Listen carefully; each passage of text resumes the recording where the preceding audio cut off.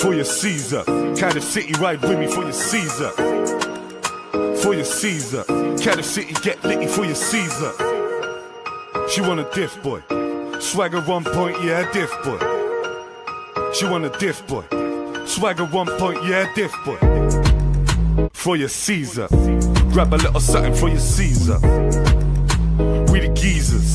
Swagger stone cold like freezers. She want a diff boy. She want Starvz, not Fitzroy. She want a diff boy. She want Starvz, not Fitzroy. She want a big man. Says she want a man. Yes, guys, I'm Si. Welcome to the Terrace Take. For some reason, it hasn't worked on Twitter, so I'm going to fix that in just a second as I'm talking.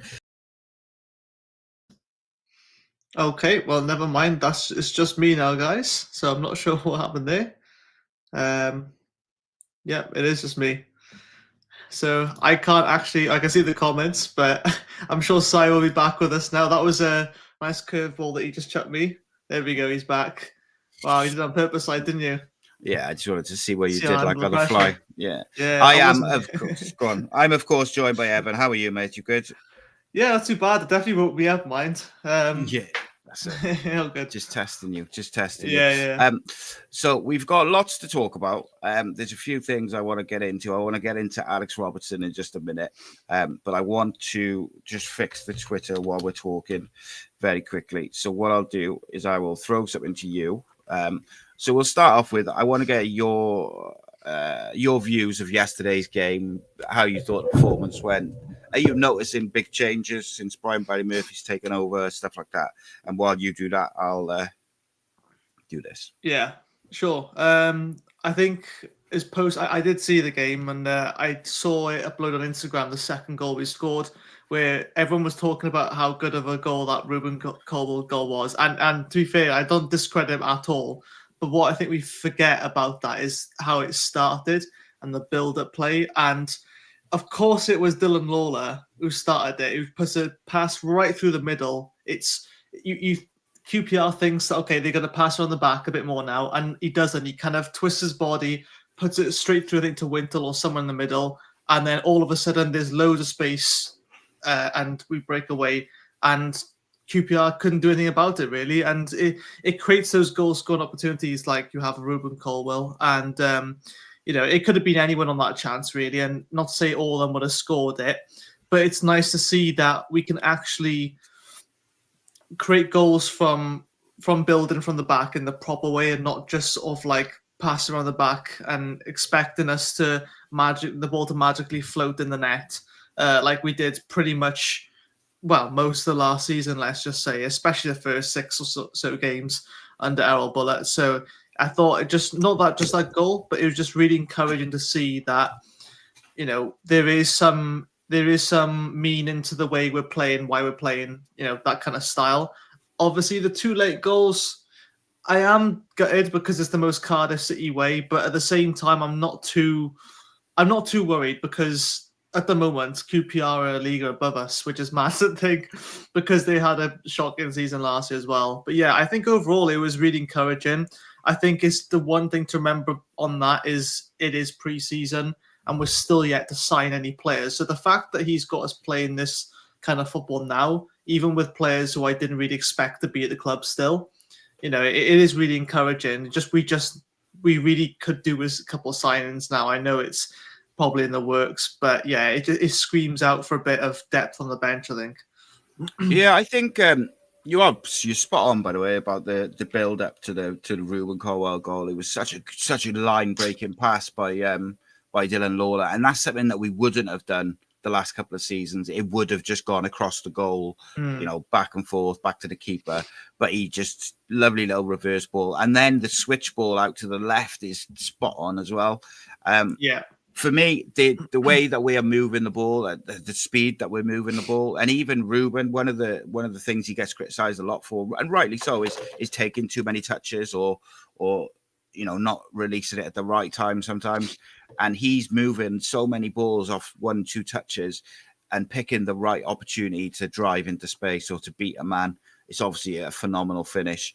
But I just thought overall, QPR were always going to come back into it. It's important to remember QPR are a week behind us in terms of their pre-season as well. But also QPR have had a pretty good summer in the transfer market. Yeah. So for to play a championship side who are probably going to be top half at least, and really like first half we absolutely dominated them. They were Cardiff City were absolutely relentless in their pressing and the way they went about their business, and QPR just couldn't cope. And I think that's the big thing for me, is that these players look full of confidence and full of belief in the way that they're playing. And I think that just goes to show that a really, really good coach could get, and we said this a lot on the channel last season, was this squad's too good to go down, surely. But it goes to show that maybe if we'd had a very good coach or a few very good coaches, this team is very capable of playing some football, Yeah, I want to quickly mention as well, and I agree with all that. I think certain players who I didn't expect to be at the club still, I won't single them out, but this one person I will, in a positive way, is Callum Chambers. I've been pretty critical of Callum Chambers because I know he's not really got the pace of a defender I'd wish to have. But because of the people around him, like Dylan Lawler and even like Joel Bagan, who's not exactly fast, but you would probably say he's got a bit more pace to him. I feel like Chambers looks a lot more comfortable when he has someone like Lawler next to him. And I think the same with Fish as well. I don't think you can play. You couldn't play Bagan and Chambers as your two centre backs. Definitely not. But what I saw a lot as well is that when Eli King came on, he almost played as basically the other centre back to let the fullbacks push up more. And as long as we have some kind of defensive cover, or like either number 6 or we have 3 at the back, I'm fine. I'm fine with that. I think Chambers looks a lot more confident and comfortable on the ball last season. He kind of exuded a little bit, but you just knew if he lost the ball, there was no way he was going to win it back. But it's nice to see that it is a bit more urgency from people at the back as well. They're not just, dawdling with the ball. Well, I think he benefits from Dylan Lawler's reading of the game as well. So, like Dylan Lawler's anticipation of, things. He anticipates maybe a bounce, sort of deceiving one of his teammates, or the spin on the ball, or an attacker's run. And then it's very rare, but when it does happen and he does have to make a last-minute sort of last-ditch tackle or a last-ditch block or whatnot, he's very good at it. And I know it's going to turn into the Dylan Lawler channel at this point, but I'm really frustrated by it, because I think if Dylan Lawler goes cheap this summer, or if he goes for free, I think it's a real embarrassment for the club to have a player of that stature, because it is my opinion, and look, I might end up with egg on my face, right? It's my opinion that he's a future Welsh captain, and I think he'll go and play at the very top of football. I think he's that good, and he's 19. He's Premier League level already. I'm telling you, I can get ahead of it. I believe that as well. And I think, right, in the question for you, this is going to be such an unfair question, but maybe some of the comments, I'd be intrigued to hear. Who do you think will be, for their Cardiff career, who do you think will be the better player, Yusuf Salek or Dylan Lawler? Because they're two very different players. Obviously, one's a goal scorer, one's a goal saver. But I'll put it this way, right? I think if Dylan Lawler signs a new contract, like a long-term contract, not just like a year extension so they can keep negotiating. If he signs like a 5-year deal, I think he'll be captain by the end of that, before the end of that deal is up. And he'll be the youngest Cardiff City captain ever. I also think, if he stays at Cardiff long term, it'll only be good for the side. But realistically, I just don't see us keeping him, whether that's now or whether that's in a couple of years. Unless we get promoted like back to back sort of thing and we're in the Premier League, I can't see a way where he stays with us for 10 years, because I just think he'll outgrow us. But the main thing is get him playing this year and get him playing this season. And hopefully, even if he doesn't sign a new deal before the season starts, I would like to see Cardiff be brave and go, do you know what? We're not going to sell you for 700 grand or whatever. We're going to keep you. We're going to play you for 30 games this season. And if you go for free, then you go for free. But at least we've got a good season, and like we've had a really good centre back for a season. I'd like to see him be brave, but realistically, football's a business, and I don't know, because in January, as it stands, he can talk to clubs abroad. It is a tricky one now, but the club have put themselves in that position, unfortunately. So it kind of is what it is. If I was his agent, and I said this the other day, look, I don't want to say this, but if I'm his agent, and you want, like, if you look at it from the agent's point of view, right? He's doing literally what's best for Dylan Lawler. That's it. Financially, what is best for Dylan Lawler is to wait until January, because you could there might be new owners at Cardiff. Who knows? He can speak to clubs abroad. If he played 15 games between now and Christmas and he's done really well and he's playing at the level that he has done so far, you never know what sort of clubs will pick him up, because clubs will look at it and go, well, he's free. It's a literal no-brainer. If you could pick up a 19-year-old on a free who, ability-wise, they might be able to play. So you might see some real big clubs coming for him. He's already been linked with the likes of Aston Villa. If he plays 15, 20 games between now and Christmas and he plays at that level and he's available free, who knows who would come in for him. I hope it doesn't happen. I hope I hope for his career that he and his agent think that playing for Cardiff week in, week out would be better for that in the short term. And then hopefully Cardiff can build on that going forward. Another player, just on Callum Chambers, sorry, mate, very quickly. Yeah. So my big concern with Callum Chambers has been his pace. Because I said, like, we keep saying about an experienced centre-back. He ticks all those boxes that you're looking for in an experienced centre-back. He's defensively very good. He's excellent on the ball. So he's very experienced. He's played in the Premier League, etc. Played for England once. Like, he ticks all the boxes that we're looking for. And I'm just thinking, we've talked to Grant Hanley, and I'm like, is he better than Callum Chambers? I'm not so sure. And I think Callum Chambers is probably a little bit quicker, which is mad. But we're going to have Joel Bagan. I thought was excellent yesterday, by the way, on the ball particularly.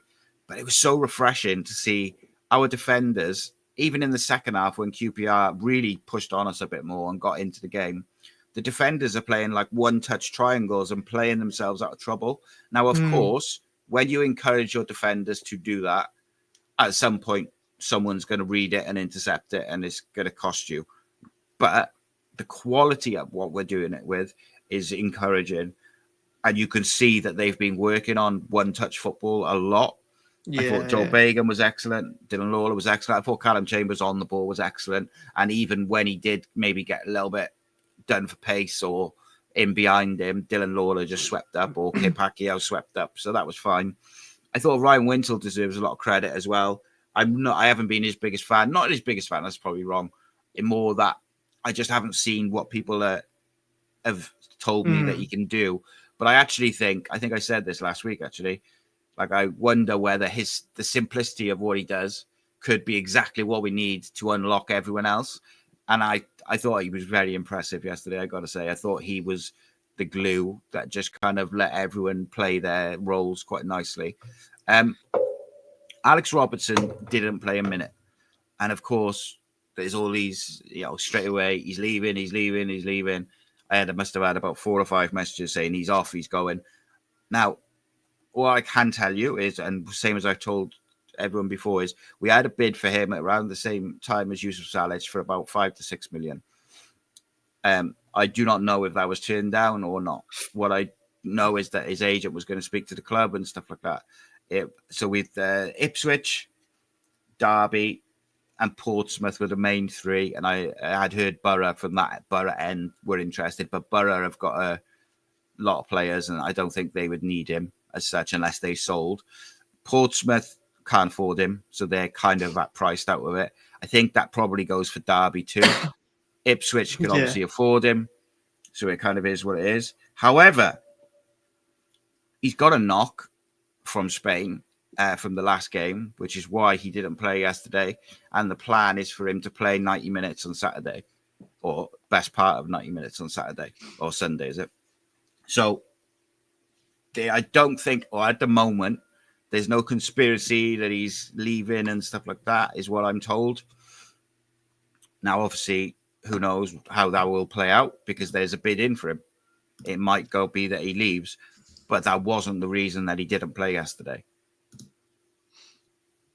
We'll see how it plays out. But I just wanted to kind of clarify that because I think a lot of people assumed that he was going because he travelled but didn't play.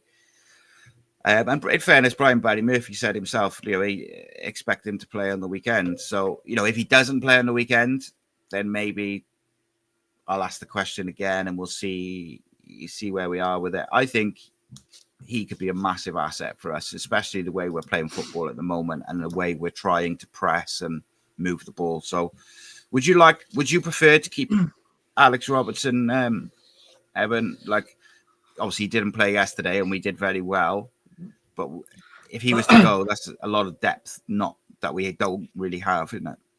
Yeah, I mean, the thing is, right, we've only had it for a year. I had the feeling of like he wasn't going to be longer than 2 years, if I'm being honest. But I also didn't expect us to get relegated.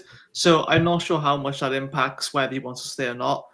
My belief is that he's going to want to play at least championship level football. However, like you and other people have said on the channel before, if you sell the project to him of, we're going to bounce back to the championship, you can get behind that for a season. You could take a slight pay cut for a season if you see all this promise happening. I mean, you look at like the potential ownership change. Brian Murphy is someone he's worked with before. I know he kind of joked about saying, you might be sick of my face now, Brian Murphy saying about Robertson. But I think that was just a bit more like, it shows like he was working hard under him. But I don't know. I just want what's best for him. I'm quite like neutral about this position because I would like him to stay. But the first season he had with us, he started off really well, but I think something must have happened. Maybe picked up a knock or something. He just didn't quite get back into it. And it's not entirely his fault, obviously, but I didn't see... I think it was a bit too much pressure to expect a lot of him in the first season, especially when we had like 3 different managers. I would really like to see him under Brian Murphy, though. I just want to see what he can do because now I've seen what other players can do, and Ruben Colwell, I believe, has been like finally unlocked, and someone actually knows how to use him. I feel like I would like to see him here for at least one more season because let's say if he spends one more season, right, his value can go up a little bit more, a couple extra million, and then if we have to sell him, fair enough, right? But if I'm being honest, I mean, I think Derby tried to sign Nat Phillips, and they couldn't do it. And I'm not sure if he was on a free or something, or the wages they couldn't afford or something. But like, there's been so many other clubs that are trying to sort of like poach these other players. But what tends to happen if you get someone on loan, very rarely do you actually sign them permanent. I think the only player we did that with was Shea Ojo, and you can tell how that turned out. So I don't really see Alex Robertson going anywhere unless it's like a established championship club. So I think Ipswich have got the money, haven't they? Ipswich have got the parachute payments and money, and so it'll be what it will be. I saw a comment from Sav. I was just trying to find it again there, where he said he doesn't see where he fits in and Barry Murphy, which I slightly disagree with because I think it'll be between him and Turnbull for that sort of number 8 position. Although maybe that'll depend on how Joel Colwell does over the next couple of days, because I think Joel will play a good hour at least on Saturday or the weekend. So it'll be interesting to see sort of how that develops, because there's going to be a bit of a battle in that midfield. Because if you assume Ruben's going to be the first choice number 10, and then you've got Eli King, Wintle, Robertson, Turnbull, and Joel Colwell, 5 players battling for 2 positions. And then you also, I suppose, have the option that Chambers could play the 6 as well. So it's there is depth there, but it's whether you consider that depth to be of the necessary quality. I think the one place where we are clearly lacking in depth is in fullback positions. Like, I find it really difficult to believe that we'll go into the season with the fullback options of Joel Bagan and Louis Giles on one side, and then K Pacquiao and Will Spears on the other side, with obviously Perry NG to return after his injury. because that just feels like a lot of young players in there. As much as I really rate Spears and I really rate Kipakio and Joe Bagan, I think has been very good in pre-season, and I think there's a player in Louis Giles. I do expect Louis Giles will go on loan, but it's 4 very young fullbacks, so I think there must be somebody who's going to come in. I just don't know who that is going to be at this point in time. It is quite refreshing, though, mate, to see a really strong core of not just young players, academy players, but Welsh players in that 11. Like, I can't remember seeing so many Welsh players playing for a Cardiff City side, I've got to say. But it is nice, like, it's not essential, I don't think, to, we don't have to be a club like the Basque. What's the Basque club that plays basketball? Bilbao. Bilbao, yeah. Bilbao, I'm not saying we need to go down that route, and that they must all be have to horrible. be. Yeah, like, it must be difficult, isn't it? Like, especially if you've got like such a small place. But it is refreshing, and it is nice to see these young Welsh players. And at the moment, I know it's pre-season. Some of them obviously have already established first-team players. But as it stands, if the first game of the season was tomorrow, you'd expect Kipakio to start. You'd expect Will Spears to be on the bench. You'd expect probably Louis Giles to be on the bench. You'd expect Lawler to probably be in the starting lineup. Eli King would at the very least be considered for the starting lineup. Isaac Davis, all these different players, Ruben Colwell, Joel Colwell, like it's a Kean Ashford, it's a never-ending list. And do you know what? I'll tell you what, something which I really enjoyed about yesterday was that Yusuf Salic doesn't start. Callum Robinson's back on the football pitch, first and foremost. That's good.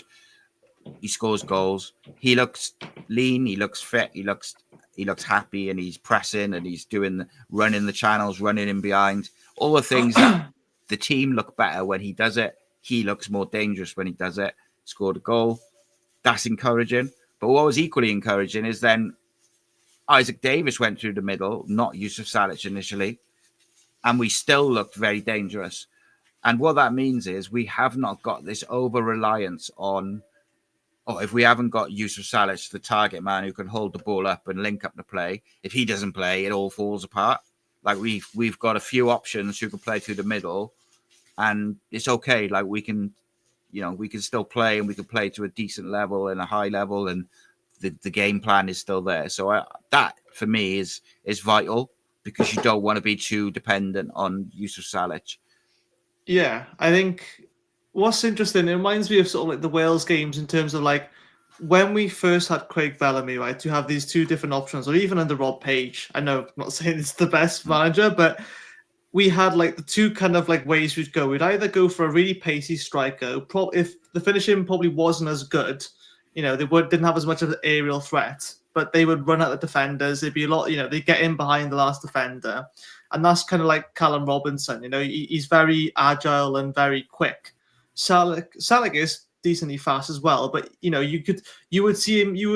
If you had to pick a target man, you wouldn't pick Callum Robinson. But even Salic, I would say, is just more of a standard number 9 poacher. Well, yeah, a standard poacher, because it's nice that you can have the option then of like once let's say Yusuf Salic has done his bit, 70 minutes or whatever, you can just bring on Callum Robinson and just like run circles around the tired defenders, because very rarely do you see them subbing off centre backs. I mean, it happens, but usually if it's a knock or if they are not doing too well, you don't really sub centre backs unless it's like using the last sub or whatever. But I get excited the fact that we still got Callum Robinson, thinking like, why does he still want to be here? Because if I was him, he's been through a lot of mind as well. Like, he was signed and all of a sudden the manager's sacked. And I just think he was a guy that, would have left years ago, because I think he's too good for League One. I know he has been very inconsistent, and that's probably the one reason why I'd say he probably suits this. But also, he's not in a League One club that's like, well, I don't say too much, but like is really struggling already. It's again a project, and I think he gets really excited about things like that. He's one of the first players to get excited about like big changes. Now some players obviously don't work as well in that, because when there's a new manager every like 10 days, it's not exactly helpful. But I find with Robinson, it just seems like every time there seems to be this new project or this new manager, he has like all of a sudden a new full tank. And I want to see him just run at defenders and, scare the hell out of them. Hopefully score a few goals as well. Be nice. But Ev, let me ask you a question, mate, right? Do you think there's any players in the squad who have maybe struggled to pick up the BBM way, or you don't see quite where they fit, or maybe they haven't got going as much as you thought they were going to? Like, is there anyone? Because I'm struggling to think of anyone who hasn't really got going. Alex Robertson, I accept, hasn't really got going, but he hasn't played loads, and he was coming back from an injury, and then he's picked up a knock, so I sort of allow that. I can't think of anyone else, but I'm just thinking if there's someone that you've thought of, maybe like that you just think, oh, they're not quite getting it, or they're not quite fitting in, or... Yeah, I think this is a bit unfair to mention this person because he hasn't had a lot of game time and he's very young. But Dakarai Mafiko, I think he was put on the bench. I think it is the Rotherham game. I think it was 2 seasons ago when Bullet was finishing the season. We lost like 5-2 to Rotherham or something like that. And he ended coming on for a bit. And I'd never seen his name before. I was thinking, who's this Mafiko? No one had even mentioned a word of him. And then I thought, like, I'm sure he's a youngster. I was really excited by him. And I think at the moment, I don't know, maybe he looks a bit, what's the word? Like, he loses the ball a little bit, but I think it's more, he's not yet embracing the contact of the sport yet. I think with him, he wants to be able to, I don't know, it's kind of a bit like Isaac Davis. He just wants to kick and run with the ball and get across it and get rid of it. It almost seems like with Ruben Colwell, because he's a lot bigger, he will want to sort of make contact with defenders. He'll want to sort of like muscle people off the ball. And I think some players who maybe don't have the toughness yet, and again, they are quite young, I feel like let's just not rush them. Maybe if he goes on loan to like the National League or something this season, because I don't see where he gets in League One. Not so much that as in terms of like, I just don't think he's good enough at all. I just think it's a lot to ask for someone who's still, I think he's only like 18 now. It's a big step up, right, though, playing from under 18s to under 19, under 18s, under 21s, and then like Championship or League One football. Physically, it is such a big difference. He's such a small lad, see. He's like, Well, we've seen Louis Giles. Like Louis Giles, technically, is he's a really, really excellent footballer. Tremendous delivery, good passer, switched on tactically and defensively, but he has struggled a little bit with the physical side of it. And I think some of the young lads will take time to adapt to that physicality. Some of them will embrace it and just take to it like a duck to water, and they'll love it. But others will take a bit of time. And I agree with you. Like, I didn't think Mafiko was bad in the couple of appearances he made in Spain. But I also, I've seen him play better for the 21s than that. He's a really good technical footballer. And maybe it was the physicality, maybe it was nerves of being, in and around the first team properly for the first time. I don't know really like what it is. But I tend to agree with you. I think he is someone who could really benefit from going to play 30 games in the National League. And like I look at Louis Giles, is Louis Giles this season, would he benefit more from battling it out with Joel Bagan, where he's going to spend the majority of the season on the bench? Or would he benefit from going to the National League, getting battered about a little bit, playing 30 games and really improving the physical side of it? Now, on Giles, I will say, I thought there was a noticeable difference with him in the games in Spain compared to where it was like last year when he played for the first team. I thought he looked a little bit stockier, where he's probably been in the gym. Definitely. And he looked like he was engaging in the contact a little bit more, because he's done it. He played a few games last year, so he knows what to expect. And I think it's fair. Like, at the end of the day, with all young players, you have to be patient. And I think every single individual develops differently. And there'll be a player, maybe it's, I don't know, I'm going to pick a name out my top of my head. Maybe it's Nyakahawa. Maybe it's Troy Perrott. There'll be a young player this year who ends up getting some first team appearances by necessity because of injuries or something else. and they'll just take to it like a duck to wood. Like it'll just be like, and you'll be like, wow, they never look this good for the 21s, but it'll be because that maybe the space they get or the physicality, something within the men's game will suit the way they like to play, whether they like to roll off the physicality or they get a bit more time or a little less time and they like the tight spaces. There's all these different elements that go into it. So it's an interesting one. There's a few really fascinating young players actually, and I'm not quite sure how they're going to develop this year. Like not in a are they good enough way, as in I'm not sure if they're going to go and really excel or just steadily do all right. Joel Colwell is one, because Joel Colwell's got a season under his belt of League Two, League One, so he knows what's coming. He's got the ability and the talent. He knows what's coming. It's just whether he gets the opportunity to play. Now, Rhys Colwell cannot play every minute of every game in all the different competitions that we've got. So even though I personally believe Joel's better in a slightly deeper midfield role, will he end up being the kind of understudy for his brother? I mean, I wouldn't be shocked by that. But then equally, I saw there's a bit of a discussion about Turnbull. We'll get to him in a minute in the chat. But Nayaka Hauer, I was super impressed with Nayaka Hauer in Spain. But his final ball, if his final ball had been good in Spain, I think you might have seen him start yesterday. And that's just obviously there's no way of proving that.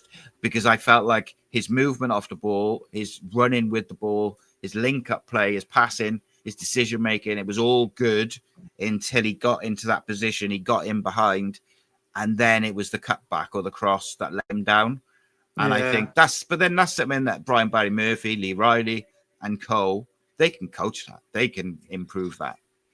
It's a bit like Kean Ashford last season. At the start of the season, he would always do like that extra touch at the end before crossing it. And it was always that one touch, he knocked it a bit too far forward, and then he just lost it. Then it went out for a goal kick. And it was deeply frustrating because you think, you look at it at the sidelines, think like it's so obvious, just get the cross in now or cut back and cross it, whatever.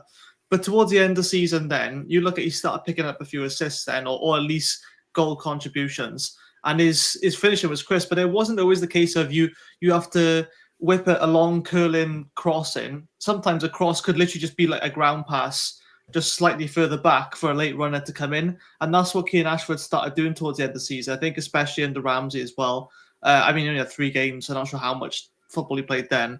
But things like that, people forget you don't always have to, just because you got Yusuf Salik in the box, a lot of times he ends up getting the ball to feet, and that's when he gets the best chances.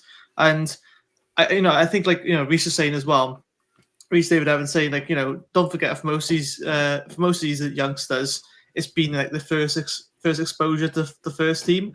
And that itself is, like, you can imagine, like, mentally how nerve-wracking that be, wanting to impress, and that can oftentimes hinder their progress. But again, it's like, Sav says, I think actually Mafiko looked really good, and it's like, it's not the same he looked bad or whatever. It's just the fact that his first time he's playing against a championship, team, albeit pre-season. They just find their feet, and it's harsh because we're watching these games and we can't not see it from a results perspective. And it's really hard to just look at the performances. But, like, I'll just quickly touch up on all the players you said. But, like, Louis Giles, I don't know. He could compete. I think if Joel Bagan is going to be first choice left back, then, yeah, I would put him as the backup left back. But at the same time, it's like we still kind of light in that area, because then can we expect Louis Giles to just suddenly click in place? Like some players aren't going to do it. But at the same time, we're going to have to take a gamble at some point and be like, let's just see what he can do, because, one player doesn't make a team. Yes, it has a big impact. But when he sees other people around him and, when we're not shouting at players for misplaced passes, like I've seen a couple of times, it makes a difference when the team is encouraging them and making them feel he's into the team. And I think, like you got like Dylan Lawler now, it's like I keep going back to him, but he's such a confident leader at such a young age. I mean, players like him, people will look up to anyway, because they see, this is a young lad and he's got a level head. We need now those leaders to make make the transition for the youngsters as easy as possible, because we're going to go in with a young squad regardless. So we need to make it, we don't want to lose games because the occasion got to us, because of the pressure we needed to win today. We don't want to have loads of those games like we did last season. Yeah, I agree, mate. I really do. I just want to go to some of these comments very quickly. Just going to fly through a couple, respond to a couple. Josh says you can see BBM's professionalism already being visible on the pitch is really encouraging. Yeah, I think absolutely it's sensational to watch. I've got to be honest. It was difficult not to be impressed by Cardiff City in the first sort of 45 yesterday. Even the second half, I thought we were very good, mind. Jeff says the Colwell goal, just got to look at the QPR coaching on the touchline to see it's priceless. Jonathan says, do you know what's up with Fish and Darland? I think it was a selection thing. I think they're probably playing the weekend. There was another one I wanted to look at. Cardiff City Till I Die says, would you rather have as our owner Gareth Bale or Gary Otto? Well, for me personally, I would rather Gary Otto if it was to come to fruition, simply because I have a few issues with the people behind Gareth Bale, but it's not something I'm going to talk about publicly. So we'll leave that at that. Moving on. Jonathan says, do you think Lawler will suffer bad information from a greedy agent who will advise him to move for money instead of looking to grow and gain experience like what's happened to other promising youth? I don't think so. So I'm not going to go into great amount of detail with the Dylan Lawler thing, because it's an ongoing thing. So I don't particularly want to shine a light on anything and or break any confidences, because I've spoken to quite a few people about it. What I will say is, because someone else had asked the question, is up until this point, or certainly maybe the last couple of months, it was not on the agent and it was not on Dylan Lawler why that contract had not been signed. I know for a good fact that, they should have tied it up last year, and there was people advising them to do so from within the club, and for whatever reason, the powers that be decided not to. So we'll see where it goes now, because ultimately, I don't think you can accuse Dylan Lawler's agent of being greedy if he advises Dylan to wait until January now, because if you try and take emotion out of it, we all want Dylan to sign a 10-year contract. I think that's obvious, but nice. But like, you've got to be realistic now. It's got to the point. You've got rumors of a takeover. You've got, he's out of contract in next summer. It makes sense for him to hold on, unfortunately. I hope he doesn't. But and actually, Sav made a great comment, which I thought was really, really quite funny. He said, I can't find it now, but basically said they're going to announce Dylan Lawler's new contract the day they announce the new captain, and it'll be a joint announcement. Yeah, there we go. And someone else said Ruben Colwell captain, Dylan Lawler vice captain. So I wouldn't give Dylan, the captaincy or the vice captaincy. I think he's too young. You want to let him progress at his own pace. What I would do is I would have him in the leadership group as almost like a representative of the young acad, like the players coming into the group who are very young, because he's the one who's led them through all the age groups. So make sure you don't misspeak now, Si. Makes some sense, doesn't it? Holton says, did I watch Ernest last night? I haven't watched it yet, no. Look, I just hope that Dylan Lawler signs a contract. I'm just concerned about it. I want to what'll happen. What'll happen, right? He'll sign, like you said about sign a 10-year contract, right? BBM will get sacked in 6 months. The new manager comes in. No, he's not on my plans. He doesn't play the way I want him to. That'll be the most Cardiff thing ever. So this is an interesting one from Welsh Kyle. He says, you're not going to keep Robinson happy playing him for the last 20 minutes. He's more than good enough to play off the left or centre with Ruben. So I don't know whether I'm maybe different to everyone else or if people agree. I don't like Robinson off the left or as the number 10. I want him to be either the number 9, which I think he does really, really well, and he creates a lot of space for likes of Ruben and Isaac Davis and people like that. Or if we was to play like a 3-5-2 with 2 up front, then him or Isaac alongside Salah should be good. But also, football's changed now. Like, football's a squad game. You can't rely on just 11 players. You have to rely on 15, 16 who you really trust. So all of those players have to accept that they're not going to start every game, and that they've got to be ready when they are.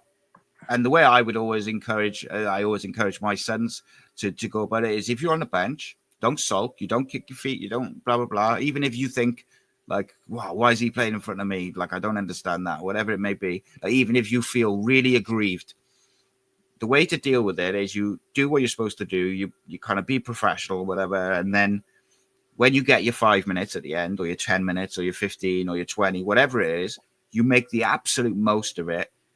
Because this is what I wanted Rocco Simic to do at the end of last season, was I wanted him to go away, train in his off season, report for the first day of pre-season, be like jacked, fitter than everyone else, and you make yourself undeniable.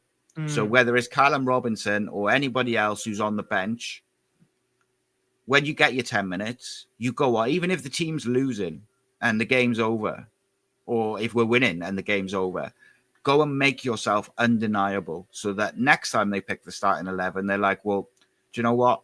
I can't leave him out because he was so good for the last couple of games. He's played like 10, 15 minutes.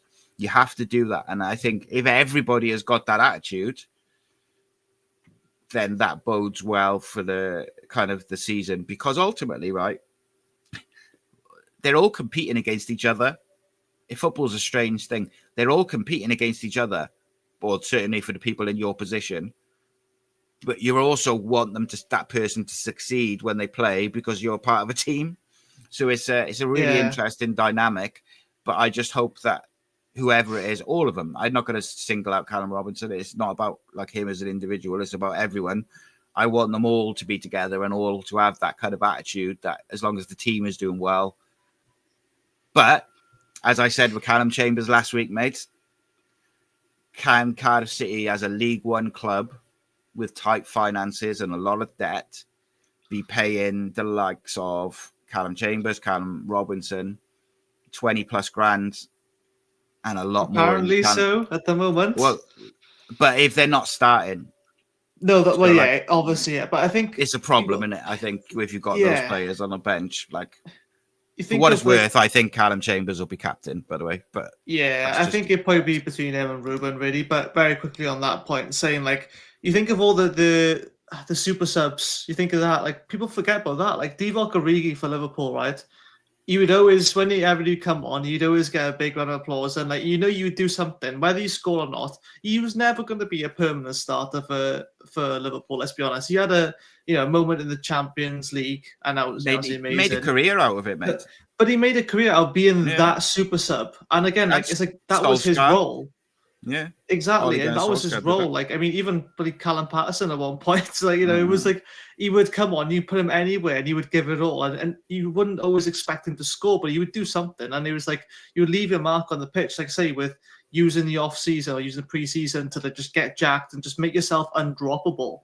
And obviously, I know sometimes you're going to be rotated anyway. It's not always personal, but again, like you said, with the wages some players on, you know, you do expect them to start the majority of games at least. Yeah, 100%. Eric says, I know it's been denied, but if the club is in a period of exclusivity, which is delaying transfer activity, might that also delay us signing Lawler to a long-term deal? Look, I don't really want to. I don't really. It's an interesting point. My understanding is that the exclusivity period is over, and that's all I would say on it. And that's not to say, like, that's not any groundbreaking new thing. Like, it's just a thing. And look, the whole takeover thing, right, it's just going to play out. It's going to play out. That's the best I can give you, but it's going to let's just see how it goes, and we will continue to update as we get information, and we'll continue to update if there's news and there's things elsewhere. And it is what it is. But like I said the other day, saying that there's nothing to it is disingenuous at best.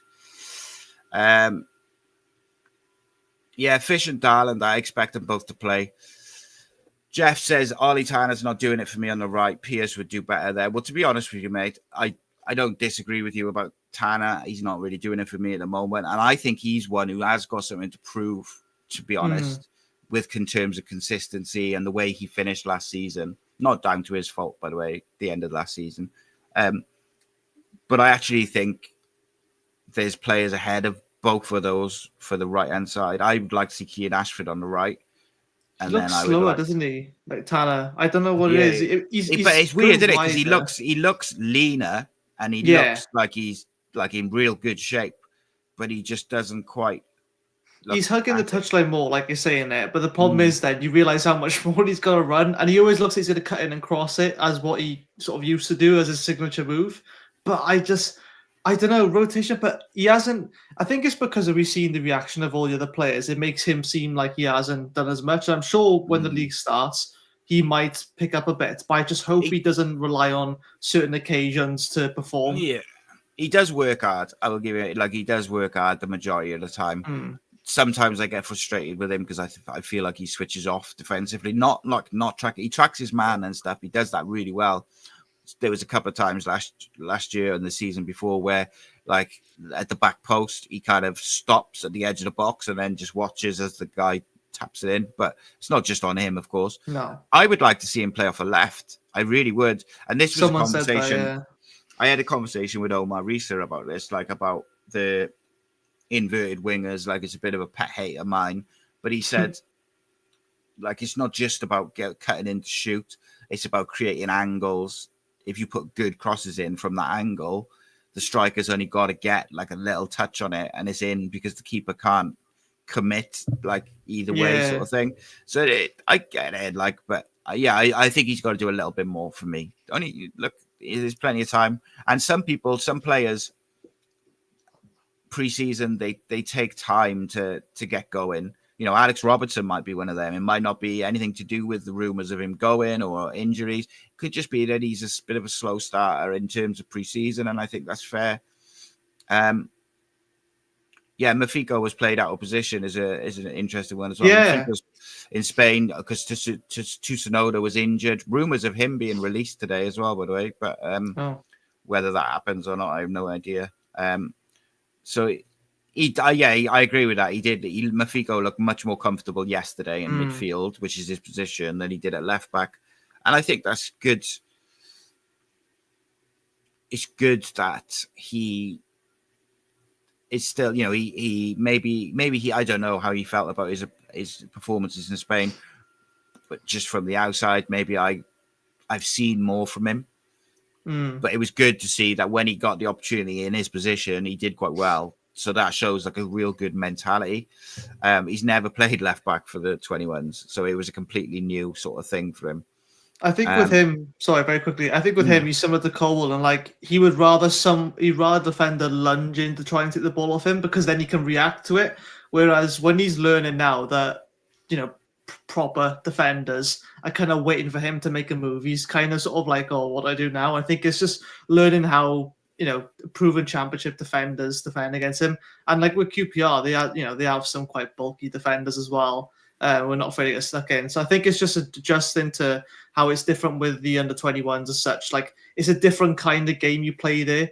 I feel like there's a lot more space on the pitch when you play under-21s, or from what I've seen. So he's got a lot more room there. Whereas, you know, playing that preseason game, he hasn't got as much time on the ball. So, you know, I'm sure he will adjust to it, but I would like to see him go on loan just to get him playing and, you know. Yeah, 100%. Steve Davis Evans, by the way, massive thank you again for doing the graphics throughout the week or the other day. I'm not going to answer your question, though. I'm far too discreet for that.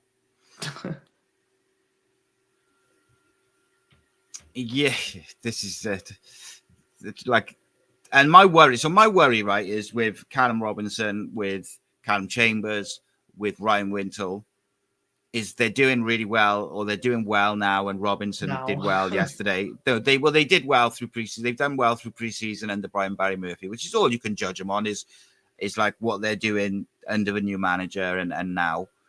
But equally, like Callum Robinson just played his first game, he looked sharp, fit, good. That's great. my worry with all three of them is how they react if, like Callum Chambers, for instance, is out of the first game through suspension. So if we assume that it'd probably be Fish and Lawler, but I mean, it might be Darland and Lawler, but for the sake of this hypothetical, let's say it's Fish and Lawler. Let's say we win, we have a clean sheet, and they both look absolutely fantastic. Does Brian Barry Murphy then want to break up that centre-back partnership? So if Callum Chambers is on the back, if he's on the, but what I mean is, if Callum Chambers is then on the bench for the first 10 games of the season, how will he be? How will Ryan Wintle be if Eli King starts the first 5 to 8 games? How will Callum Robinson be if he's getting 5 minutes here and there because we're playing Salic through the middle, and then for the last 10, 15 minutes we're playing Isaac Davis through the. Do you know what I mean? Like I'm not saying that they will be a problem. I'm just. It's an important point. Yeah, it's an important point because it's like at the end of the day, you can only play 11 players, and one of them's a goalkeeper. And you think you're not going to want to change the goalkeeper a lot as well. So we're still yet to find out if we're going to sign a new goalkeeper, because I'm not convinced with Horvath as much as he can be a great shot stopper, and we saw in Aston Villa. But it's like even that, just a change of goalkeeper or not really knowing who your number one's going to be for the defenders is going to be a bit unsettling. And then it's just like when, you keep changing the centre-back partnership, it's going to be the exact same as that. You get a bit, confused, a bit nervous, thinking like, well, there's no consistency. And that's the one thing I don't want happening. But at the same time, you have injuries, you have knocks, you have people having disagreements or, and other things like that. It's just part of football, the way I see it. And my mentality is you just kind of got to get on with it and prove in training. But that's not the mentality of everyone. Everyone has different philosophies and ways of thinking, So I don't know. And again, I'm not a professional footballer, so I'm not there every training session, trying my best to improve, to prove I'm good enough. So Jamie says, silly question, but last season we were told about toxic dressing room. So have those individuals left, or has the toxicity just got away? Ooh. So there's a few aspects to that, right? So a toxic dressing room can be a whole host of things. It doesn't necessarily have to be like players down in tools and fighting and arguing. It could be there's a whole host of issues. It could be just someone moaning because they're not playing, or it could be someone moaning about the training or the tactics or the whatever it is. It could be someone who doesn't like another player, or it could be someone who's arguing with the manager. Like there's different aspects to it. Like, so just as an example, Ryan Wintle and Errol Bullitt didn't get on at all. So Ryan Wintle went out on loan. Omar Risa and Mate had plenty of clashes, but they got on they got on either side of that. However, if you've got like a core of quite a young dressing room, or there's a few young players in there, that's going to be quite a culture shock. Then if you've got players hypothetically who could be out drinking in town, telling fans how the manager's not very good, or just these different things. There's a whole host of issues that can contribute towards some sort of toxicity in the dressing room. It doesn't have to be confined to the dressing room as such. It could be on the training ground. It could be this, that, and the other. In answer to your question, a bit of both, I think. But Callum O'Dowda and Alnwick, Ramsey, Rolls did everything in their power to try and keep everybody on the same page throughout the season, which I think they deserve a lot of credit for. But look, there's all sorts of different things, and if players don't get on with the manager, as in with Errol Bullitt's case, and he's quite his personality or way of dealing with his players is quite cold. Because you find that some of the managers are quite cold with their players because they like to keep them at arm's length, so that they can then make the decisions like very sort of focused and without any emotion. Yeah. But then what you'll have normally is you'll have like an assistant manager or a first team coach who's really, really close to the players, so that if there's any problem, they kind of are the go-to person. But I don't know if we had that with Errol Bullitt. And look, it is what it is. I think some of the issues have gone. Some of the people who were perceived to be an issue are still there. But equally, everyone deserves a chance to improve themselves. Everyone deserves a second, not even a second chance. Everyone deserves the opportunity to put things right that maybe they haven't done the best way that they would have liked to. And you've only got to look at the way Callum Robinson finished his first season under Errol Bullitt. It very much looked like he'd never play in a Cardiff City shirt again. He met with Errol Bullitt towards the end of the season. They had a heart-to-heart. He went away in pre-season. He came back super, super fit, super motivated, and he got the benefits of that by having a really strong start to the season.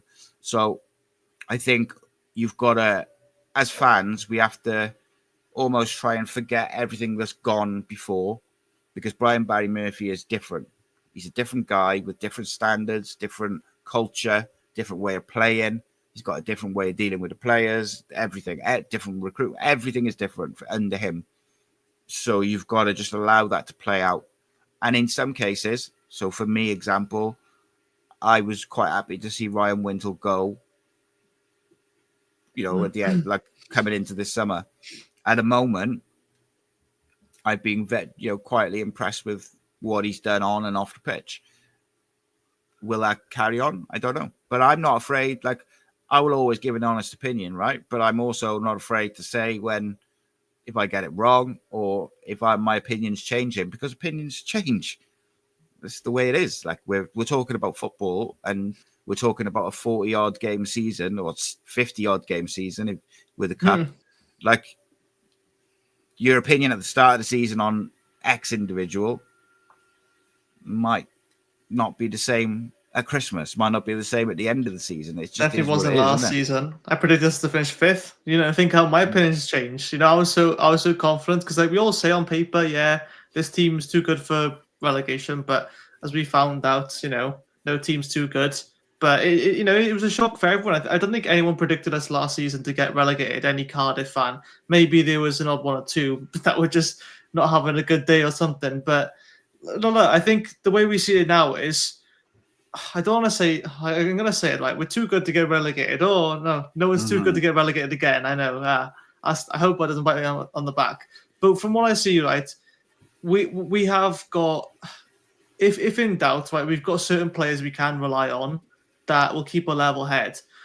However, I still think that, like, people who have turned in the past when things get sour, I can't sort of, like, not think about that. And that's the thing. It's not so a case of whether there's been, toxicity and whatever, because there's always going to be some people that are unhappy for getting played, whatever, and that's normal. But I don't know. I feel like the people who do get time under BBM are going to be really happy, and the people who don't probably going to just want to leave. I think it's going to be one or the other, because I think he has a certain plan. He's very sort of committed to that idea. But I don't know. I don't see who drops to the bench even. I can't even think right now, because there's loads of players that do impress me. I don't know. I just think we're going to see. I think he's going to pick mainly on motivation. If whoever looks motivated for this day, this is who's going to play. And if people don't seem too bothered about it, I wouldn't see him have any hesitation to drop them, at least to the bench. So that's why people who seem like they might be going out the door, he's not just going to pick them because, I better play him, otherwise he's going to look elsewhere. He's going to think of the team first. He's going to think, all right, who looks fit, who looks motivated, who looks sharp, who wants to prove a point. That's the players who are going to get game time most. So that's how I see it. Indeed, mate. I agree with that. And I think, right, very quickly, I'm just trying to find one post that I want to finish on and then talk about the keepers. So I want to ask you very quickly, if you were picking the 11 for the Peterborough game now, who would you pick? Okay, I'm going to pick... I think... I can't say, new goalkeeper because they're not there. No, only what we got now. I'm going to pick Matt Turner. I'm going to pick Chambers, Lawler, Capaccio, and Joel Bagan. So it's back 4. I'm going to go Ryan Wintle. I'm going to go Turnbull and Ruben Colwell. I think 4-3-3 or just keep it simple. I'm definitely going near Kua. Stuck now. Salek up top, obviously. And then I'm torn between Ashford and Isaac Davis. Hang on, let me just check. I'm going to go with Isaac Davis. I don't know, I just fancy him. But I would definitely have Ashford as a very close second choice. But that's like just sort of off top of my head. Yeah. Look at the squad. Okay. So I found a post I wanted to. Josh said, "You know what positions we need, but who would you go and get?" Insider Clubs did this yesterday. A good post. So I'm going to do this off the top of my head very quickly, right? Left back. Well, I would try and bring Cody Dramer in because he can play left and right back. So I think, and he could probably play on the wing as well. And he could play wing back. So I think he's versatile. You could get him in. I would sell Jesper Darland, and I would bring in Owen O'Connell from Wrexham. I say I would sell Darland. If Chambers or Darland, if one of them wanted to go, then I would allow one of them to go and bring in Owen O'Connell from Wrexham. Midfield, I don't actually think we desperately need a midfielder, but I would not turn down the opportunity to sign Darko Gyabi. The winger one is a real difficult one because the wingers that I wanted have gone. And, they've gone to championship clubs, unfortunately. The other fullback who I'd have a look at would be, I would see if you could get Harry Amas on loan from, or even Owen Beck, maybe, but on a loan. But I don't think that would happen. But Harry Amas on loan might, because Manchester United are going to send him out on loan this year. So, and one thing Cardiff do have is we have a really good reputation within the Premier League for looking after loan players, playing them, and doing quite well with it. So yeah, winger is the one I can't decide on because I thought Isaac Davis looked really dangerous off the left yesterday. I really like Ian Ashford off the right. And then you've also got Naikahawa, you've got Ollie Tanner, you've got Callum Robinson. So there's a few different players there. And if Cody Dramer's in the squad, I think you could get away with that, him as a winger as well. So I don't know. It's tricky because I don't know who we're going to hold on to. And that would have a big impact on who I would go after, depending on how much money we've got. Right. I want to finish up on the goalkeepers, or not, as it may be. In your opinion, do we need a goalkeeper? 100%. I haven't seen Anik yet, so I'm not sure. I'm not confident with Horvath at all. I think it's a great shot stopper, but he can't play the possession football that BBM wants to do. I think it's pretty clear. Feel free for people to disagree as well. But I think it's evident from last season. He looked so nervous on the ball. So yeah, new goalkeeper. That's why I even said Matt Turner, because I'd rather him, who's been untested, than someone who we know has been tested but isn't what we want. I don't think Anik's first choice either, if I'm being honest. But I don't know. I think he's not as good as a shot stopper as Horvath, but his distribution isn't that much better. So that's why I feel like we really need a new keeper. I'm not sure what we'd do with Anik then. I don't know, but that's my view on it. Yeah, I don't think either one of them is the number one. I think if he can get a keeper that he really likes, then I would bring a keeper in. If he's not going to bring a keeper in, I would really like to see Matt Turner get. I'd like to see Matt Turner get a run in the next, I think it's 2 preseason games we've got. I would give him 90 minutes. If they're seriously considering him in the battle for number 1 spot, I would give him like a good hour in the next 2 games. And sort of say, right, this is your opportunity to show us that you can do it, because we only ever see him in like small bursts. I thought he did all right yesterday. At the moment, if I had to pick, I'm probably picking Horvath. People won't like that. I just think he's a better shot stopper. Fair enough. No, I mean, if keeper's going to do the keeper's job, which is stopping the shots and going in, and if that was the case, I'll pick him for that. apart from that, just hoof it up there. Like, I do think he looks better with the ball at his feet in pre-season than he's ever looked in the season. But under pressure, it doesn't give me confidence at all. Nah. He gave the ball away yesterday when they pressed him right across his goal. So, yeah, for me, I would like to see Brian Barry Murphy get a keeper in who he trusts. Right. Evan's got to get up early from tomorrow for work. Go to bed. So, I got time. A couple more minutes. We're gonna wrap it up. This I agree with from Jamie there. He says Davis, Salic, and Ashford is the best front three. I kind of agree with that. I think few people put in their 11s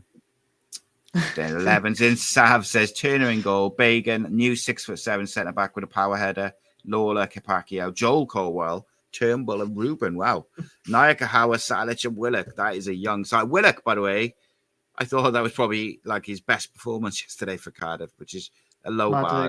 But I think it was good to see him pressing and But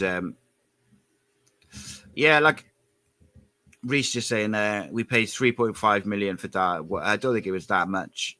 I think it was that with add-ons and stuff.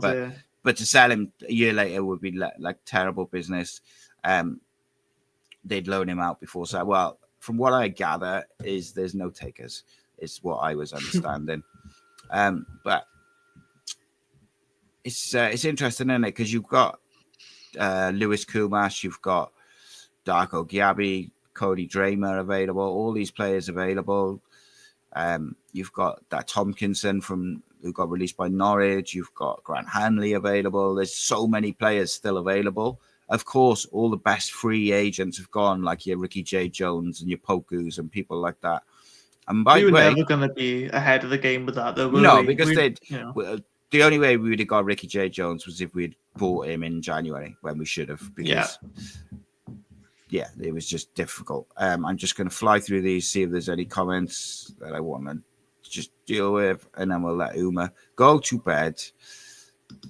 I'm not fighting gooses. Come on now. I think that's good. Right. As always, it's been a pleasure, Evan. Thank you very much. Thank you to everyone for dropping comments and whatnot in the chat. A good 750 odd people watching, which is nice numbers for Thursday evening. We'll be back tomorrow. I can't even remember what day it is. What day is it tomorrow? Friday. So it might be me and Aaron. I'll have to double check that. But if not, we'll have some content, all things Cardiff City, all the time. If you're not a member, please do become one. We've had a lot of members join recently, and it's been refreshing, encouraging, and everything else. And if you are a member, join the Discord server. Slowly building the numbers on there. And join the WhatsApp group and all this good stuff. There's all these good things. Member shows Monday. I'll be back on Sunday as well for the breakdown, and we'll have a version of the 1927 Club on Saturday. I have no idea who is on there, other than I know Rob is on there. I can't remember if Rhys is available, and I don't know if you're available, Evan. So we'll see. We'll see what's going on. We'll see who's available. There might be Rob on his own from holiday. Just Rob drinking Carlin, sunburnt from his holidays because he is red. Bless him. I might do a little video, just rounding up all the takeover stuff, but I might leave it until next week because I just think it's just repeating the same stuff. I've said what I know. I've said what the club are saying. It is what it is at the end of the day. Like, I know what I believe will happen, but I have no way to... I'm not in control of it, so kind of is where it is, isn't it? Best left unsaid, probably. Indeed. At least until it happens. There are. Rhys is there Saturday, so it'll be Rob, Rhys, and maybe Evan. We'll see. Maybe. See Evans if he wants to or not. Right. Nice one, guys. See you in a bit. Keep the faith. Rascal Beats. For your Caesar. Cardiff City, right with me for your Caesar.